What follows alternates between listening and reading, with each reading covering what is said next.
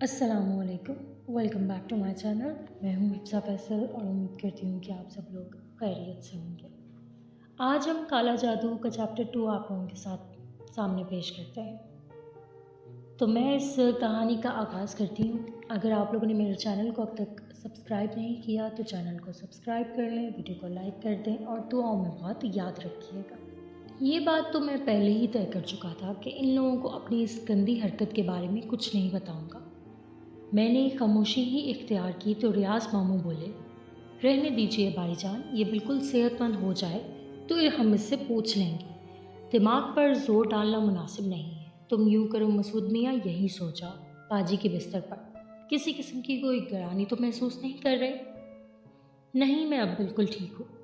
یہ تو یاد ہوگا کہ تم پیر باگن کے مزار پر کیوں گئے تھے؟ والد صاحب نے پوچھا۔ شدید تجسس انہیں بے چین کر رہا تھا، مگر ماموں ریاض نے پھر مداخلت کرتے ہوئے کہا، بھائی جان خدا کے لیے ابھی یہ باتیں رہنے دیں۔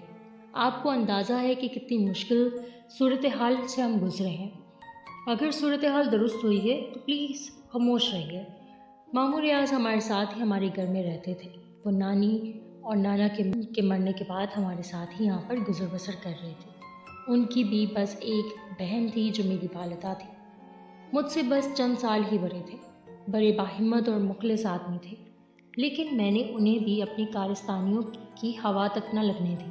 بہرطور مجھے افسوس تھا کہ میری غلط حرکت کی وجہ سے ان لوگوں کو پریشانی اٹھانی پڑی۔ دوسرے دن والد صاحب بھی دفتر چلے گئے، ماموں ریاض نے بھی چھٹی کر لی اور بہن اور بھائی بھی گھر پہ ہی تھے۔ سب خوش نظر آ رہے تھے۔ میری جسمانی کیفیت بالکل اعتدال پر تھی، بس دل کی دھڑکنیں تیز تھی اور یہ خوف بار بار دل کو دہلا رہا تھا کہ کہیں وہ منحوس جادوگر کوئی ایسا عمل نہ کرے جس کی وجہ سے ان لوگوں کو دوبارہ پریشانیوں کا سامنا کرنا پڑے۔ بڑا ہی پچھتاوا تھا، دل کو ایک غلط حرکت کی وجہ سے پورے گھر کے لیے مصیبت مول لے بیٹھا تھا۔ پر رات خوفناک تھی۔ دل تو یہ چاہتا تھا کہ اپنے کمرے میں نہ سوؤں، لیکن ان لوگوں سے کچھ کہہ بھی نہیں سکتا تھا۔ پورا دن یوں ہی گزر گیا، اس لیے وہ لوگ بھی بس کیا سے آرائیاں جاری تھی۔ البتہ جب آنکھیں بند ہوئی تو خوابوں نے مجھے گھیر لیا۔ ایسے بھیانک خواب نظر آ رہے تھے کہ بار بار آنکھ کھل جاتی تھی۔ کبھی میں خود کو ایک ویران کھنڈر میں دیکھتا تھا جس کی دیواریں ٹوٹی پھوٹی ہوتی۔ میں فرش پر لیٹا ہوتا اور چھت سے اینٹیں نکل کر نیچے گر رہی ہوتی۔ میں اس خوفناک منظر سے دہشت زدہ ہو کر اپنی جگہ سے اٹھا اور ایک ستون کا سہارا لینے کے لیے اسے پکڑا، لیکن اچانک ستون نے بھی مجھے اپنی جگہ سے چھوڑ دیا۔ پھر بہت سی انسانی آوازیں مجھے سنائی دی اور میں جاگ گیا۔ آوازیں در حقیقت باہر سے آ رہی تھیں۔ میں حیران سا ہو کر اپنے کمرے سے نکل آیا۔ میں نے دیکھا کہ گھر کے تمام افراد صحن میں کھڑے ہوئے ہیں۔ تیز روشنی ہو رہی ہے اور سامنے باتھ روم کے قریب ایک بڑے تھال میں کوئی چیز رکھی ہوئی ہے جو سب کی نگاہوں کا مرکز ہے۔ میں آگے بڑھا تو سب میری طرف دیکھنے لگے۔ والدہ صاحبہ دل پکڑے ہوئے کھڑی ہوئی تھی۔ ماموں ریاض بھی سہمے سے نظر آ رہے تھے۔ اس تھال میں نے 2 کالے بکروں کے کٹے ہوئے سر اور ایک بڑی سی کلیجی رکھی ہوئی دیکھی، جس کے چاروں طرف خون کے دھبے بکھرے ہوئے تھے۔ والد صاحب نے پریشان لہجے میں کہا، خدا جانے کیا ہے یہ سب، کچھ سمجھ میں نہیں آ رہا، یہ کہاں سے آیا، آخر یہ کیا ہو رہا ہے؟ میری سمجھ میں تو کچھ نہیں آ رہا، اب بتاؤ کیا کریں ان چیزوں کا؟ خدا کے لیے یہ تو سفلی عمل معلوم ہوتا ہے، کوئی ہمارے لیے کچھ کرا رہا ہے، مگر کون بلا؟ ہمارا کون دشمن پیدا ہو گیا؟ دنیا میں کسی سے جھگڑا نہیں ہے ہمارا۔ الہی خیر، یہ ہمارے گھر کو کیا ہو رہا ہے؟ والدہ صاحبہ روئی ہوئی آواز میں بولی۔ بہن بھائی بھی سہمے ہوئے انداز میں کھڑے ہوئے تھے۔ والد صاحب نے ماموں ریاض سے کہا، ماموں ریاض ہمت کرنا ہوگی، میں اٹھاتا ہوں ان چیزوں کو، خاموشی سے باہر پھینک دے، پڑوسیوں کو خبر ہو گئی تو نہ جانے کیا سے آرائیاں کریں گے۔ ماموں ریاض بہت باہمت تھے، فوراً ہی آگے بڑھ کر وہ تھال اٹھایا۔ والد صاحب نے دروازہ کھولا اور رات کی تاریکی میں دونوں باہر نکل گئے۔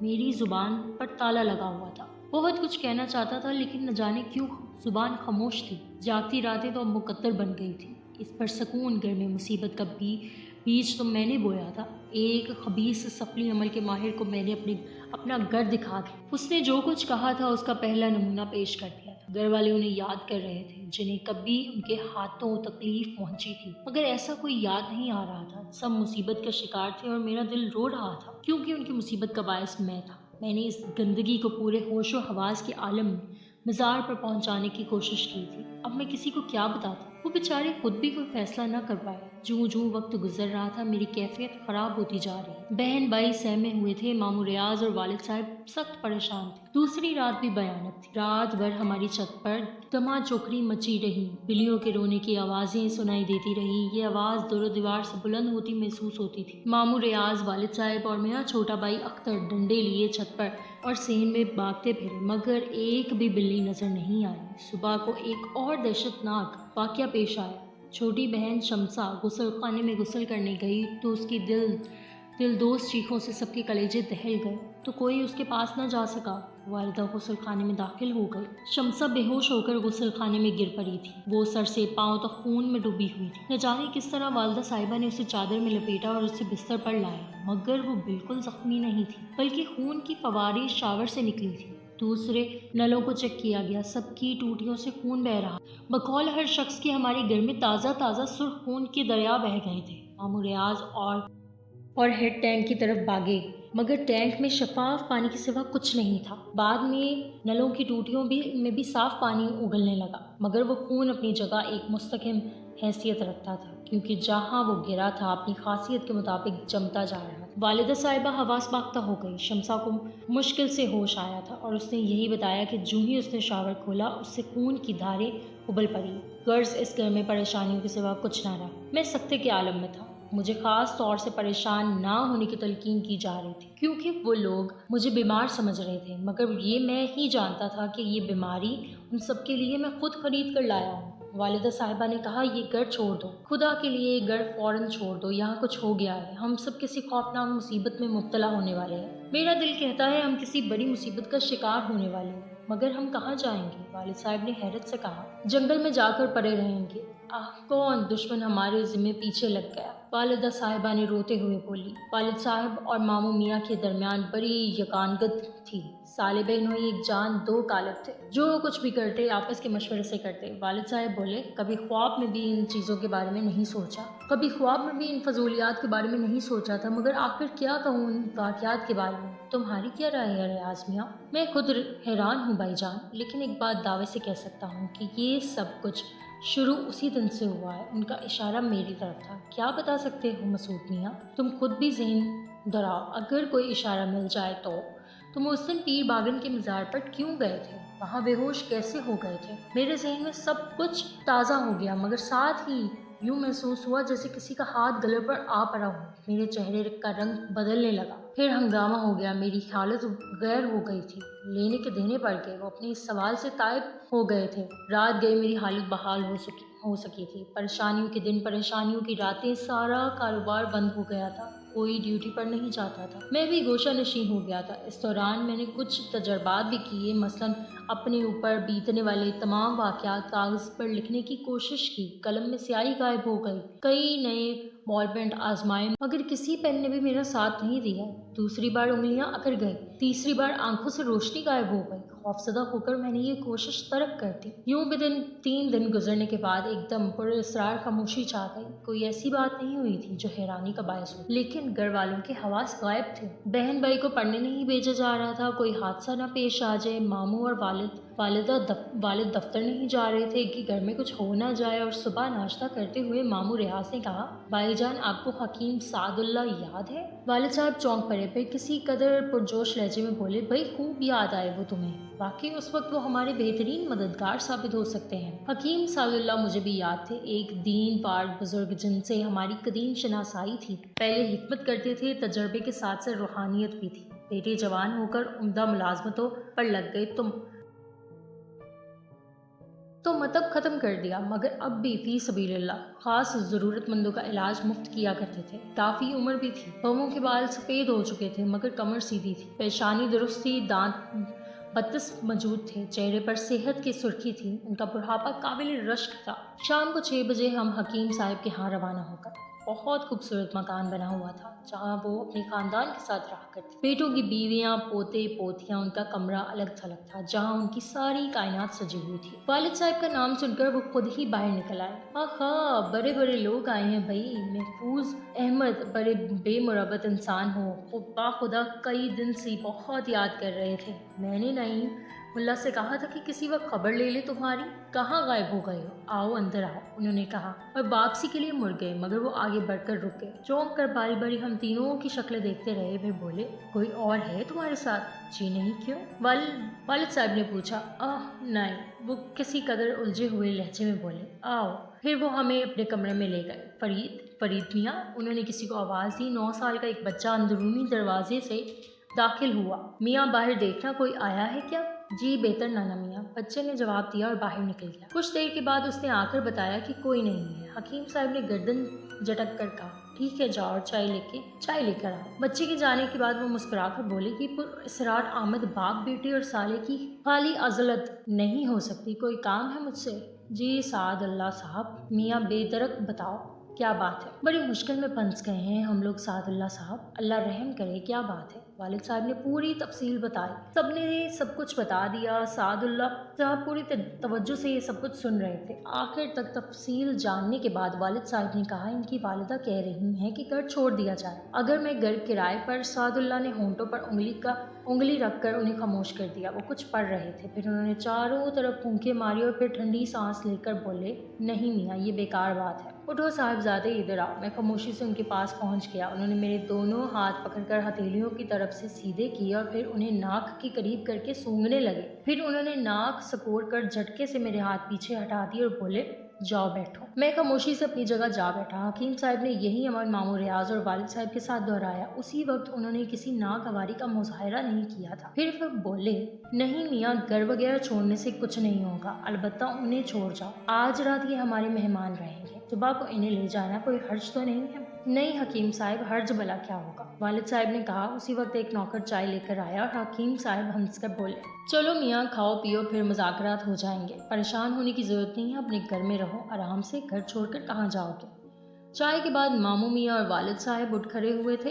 حکیم صاحب نے انہیں وہیں سے خدا حافظ اور پھر مجھ سے بولے جوتے اتار کر آرام سے بیٹھ جاؤ مسعود میاں، رات کو بات کریں گے، کچھ پڑھو گے؟ ویسے تو میں یہاں اپنے مطلب کی کوئی کتاب نہیں ملے گی، مجبوری ہے، آرام سے بیٹھو، کوئی تکلیف نہیں ہوگی۔ جی، میں نے آہستہ سے کہا۔ ایک خاص بات میں نے محسوس کی تھی، وہ یہ کہ حکیم صاحب اس کے بعد اس کمرے سے گئے نہیں تھے۔ ایک بار بچہ انہیں کسی کام سے بلانے آیا تو انہوں نے کہا ہم آ نہیں سکتے شکیل میاں، 8:30 بجے 2 آدمیوں کا کھانا بھجوا دینا، اس سے پہلے مت آنا۔ پھر وہ جائے نماز پر جا بیٹھے۔ وقت مشکل سے گزر رہا تھا، ہم نے ساتھ کھانا کھایا، پھر میں حکیم صاحب کی ہدایت پر وہیں ایک دیوان پر لیٹ گیا۔ 10:30 بجے حکیم صاحب اٹھے، انہوں نے پورے کمرے کے 3 چکر لگایا، پھر مجھ سے بولے اٹھو میاں بیٹھ جاؤ۔ میں اٹھ کر بیٹھ گیا۔ حکیم صاحب مجھ سے کچھ فاصلے پر میری طرف پشت کر کے بیٹھ گئے، پھر انہوں نے کہا جو کچھ کہو گے سچ کہو گے، وعدہ کرو؟ جی سچ کہوں گا۔ کہو وعدہ کرتا ہوں۔ وعدہ کرتا ہوں۔ کیا قصہ تھا؟ میں ریس کھیلتا ہوں جو کھیلتا ہوں، کوئی ایسا عمل کرنا چاہتا تھا جس سے مجھے کوئی پراسرار کا قوت میں حاصل ہو جائے، یہی میرا اندازہ تھا۔ خیر آگے کہو، انہوں نے کہا اور میری زبان چل پڑی۔ میں نے انہیں سادو کے ملنے کا واقعہ، ہڈی کا حصول،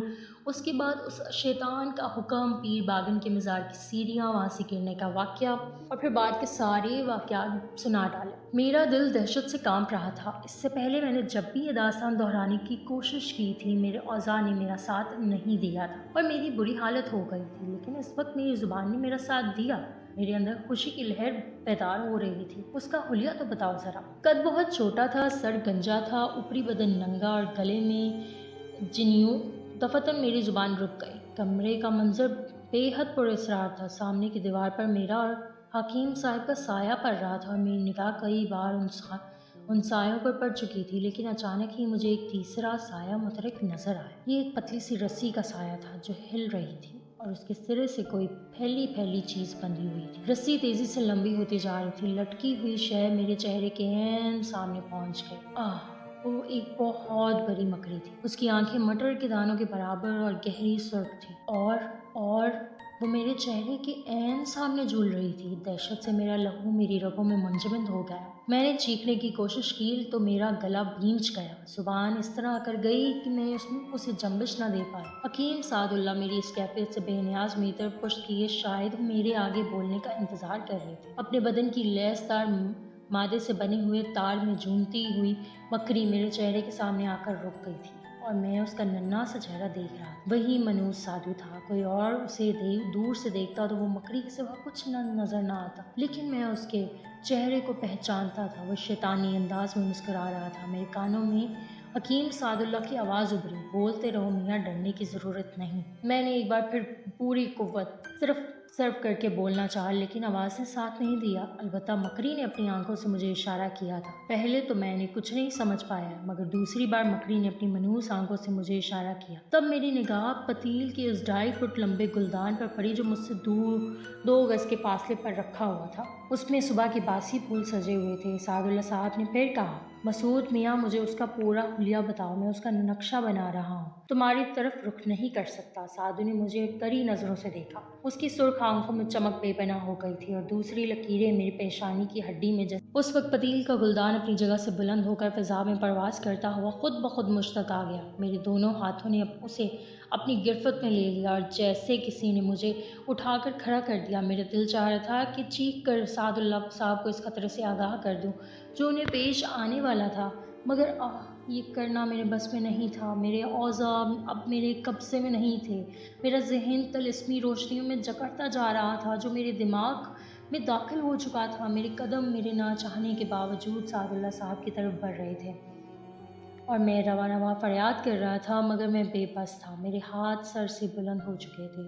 سعداللہ صاحب میری مسلسل خاموشی سے پریشان ہو گئے تھے۔ انہوں نے کسی قدر ناخوشگوار لہجے میں کہا، میاں کچھ منہ سے تو بولو، تم نے ہماری ساری محنت۔ یہ کہہ کر انہوں نے پہلو بدلا اور رخ تبدیل کر لیا، مگر میں ان کے بالکل نزدیک تھا۔ میرے ہاتھ بلند ہو کر جھک چکے تھے اور کوئی 3 کلو وزنی گلدان ان کے سر کا نشانہ لے چکا تھا۔ البتہ رخ اچانک تبدیل ہونے سے ان کا سر پہلی ضرب سے بچ گیا تھا اور گلدان ان کے شانے پر پڑا۔ حکیم صاحب کے منہ سے ایک دلخراش چیخ نکلی۔ میرا ہاتھ دوبارہ بلند ہو گیا تھا۔ حکیم صاحب نے بے اختیار سر کا دفاع کرتے ہوئے کلائی سامنے کر دی اور گلدان کی ضرب سے ان کی کلائی چکنا چور ہو گئی۔ اس بار وہ پہلے سے بھی زیادہ زور سے چیخے تھے اور اس کے ساتھ ہی انہوں نے دروازے کی طرف دوڑ لگائی تھی، مگر میرے قدموں